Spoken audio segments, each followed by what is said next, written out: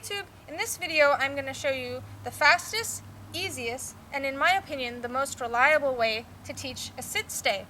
Now I have a video that I will link to right here, which is how to teach a stay, but it's 18 minutes long.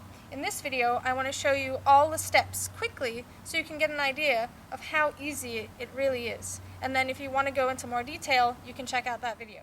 Step 1. Lure the dog into the position. So the first step is luring the dog into the position. If you have a treat and you hold it over your dog's head, most likely as you lift the treat up, the dog's butt will go down. And the moment you're going to click is when you see the muscles of the back legs moving into the sit. If you don't have a clicker, you can simply use a marker word like saying yes when the butt goes down. Yes. Awesome. So that's the first step. Yes. Step 2.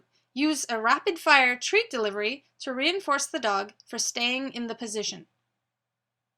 After luring the dog into the position, you're going to click and treat as the dog stays in the position as fast as you can.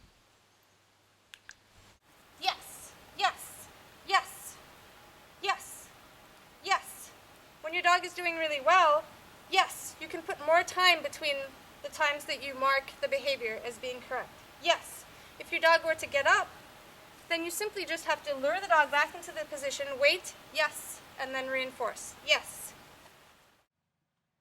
Step 3. Train a release cue. Once your dog can stay in the position for 5 to 10 seconds, you can then add your release cue. So you say your cue, release, and then if the dog doesn't get up, pat your legs, encourage your dog to get up, click and reinforce your dog. Splash's cue is actually free, so I'm showing you with the cue release how you would train it. What you're hoping for is that the dog is going to start anticipating that release means get up. Release! Yes! Good job! What you don't want to do is say the cue and move at the same time like this. Release. Because the dog is learning that this means get up and not the release cue. Sit.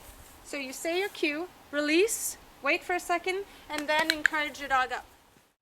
Step 4. Remove the lure and add the cue for sit. The next step is removing the lure and adding a hand signal. So pretend to get a treat, lure your dog into the position, and then get a treat from your other hand or your bait bag. So your dog is learning not to be reliant on that food being in your hand. Once you can get your dog to sit without having a piece of food in your hand, you can then turn that gesture into your hand signal to tell your dog to sit. So you do that in approximations. First you can get your dog to sit by having your hand close to your dog's face. Then from further away. And then finally to the signal that you wish. Awesome.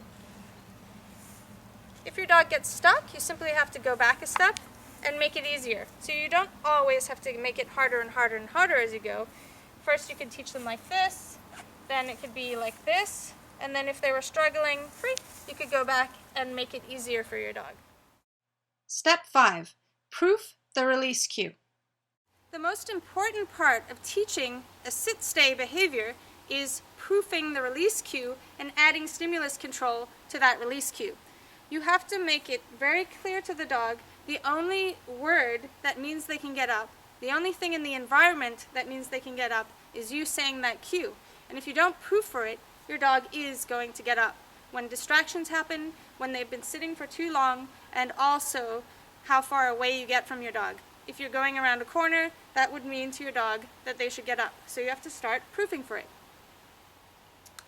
To proof your release cue, you simply have to add distractions and click as the distraction happens at first, and then when your dog is successful, you can start delaying your click. So the distraction happens, you wait, click, and then the final result is that you can do distractions and your dog remains sitting, waiting for the only cue that they know that means to get up, which is the release cue. So to do this, you add a distraction and you click as the distraction is presented. If it's too hard for the dog, you can take it even slower. So maybe just touching my bait bag might be a good enough distraction for one dog. Pulling the treats out, another dog could sit through that. If the dog were to get up, then you simply have to lure the dog back into the position but not give the dog a treat, and then make things easier. If your dog can't even sit through the beginning of the distraction, you need to go back again and work on clicking the dog for staying in the sit position and finding that really reinforcing. Okay, so you add the distraction, and then when the dog's succeeding, you can start adding criteria. So you delay the click. The distraction's presented, click, and reinforce. You can use different types of distractions. The more proofing you do, the more reliable your sit-stay will be. I'm presenting a frisbee, click and reinforce as the frisbee is presented. Then I'm going to start moving it around and then clicking as I throw it. If this was really hard for your dog, you could have someone throw it at a distance and you can click your dog for staying with you on leash. Sit.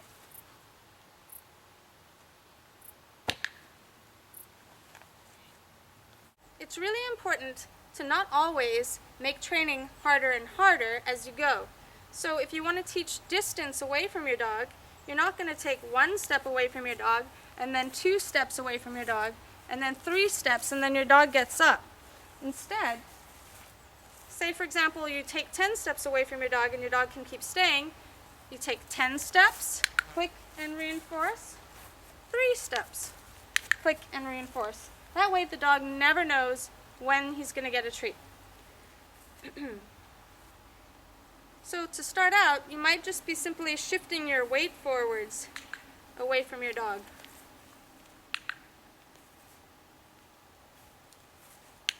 Awesome.